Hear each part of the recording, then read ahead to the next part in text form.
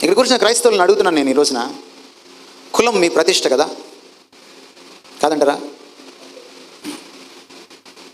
నేను క్రీస్తు కోసం కులాన్ని విడనాడేశాను అన్నవాళ్ళు లేచి నిల్చోగలరా? అడుగుతున్నాను నేను మిమ్మల్ని.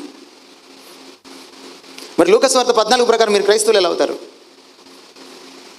ఈరోజు కులం కోసం కూతురులను చంపుకుంటున్నారు. మీకు వాళ్ళకి ఏంటి తేడా? మీరు ప్రభువుని చంపుతున్నారు అంతే. మీరు ప్రభు పరువు హత్య చేస్తున్నారు. మీరు మీ పరువు కోసం ఆయన హత్య చేస్తున్నారు. మీరు ప్రతి పెళ్ళిళ్ళప్పుడు చేస్తారు ఈ పని, ప్రతి పెళ్లి చూపులప్పుడు చేస్తారు మీరు ఈ పని, ప్రతి పెళ్లి సంబంధం చూసేటప్పుడు చేస్తారు మీరు ఈ పని.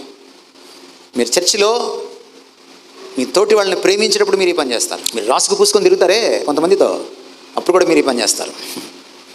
మీరు వేరే కులం వాడితో రాసుకు పూసుకొని తిరగరు సర్వసాధారణంగా. ఏమిటి విశ్వాసం అంటే?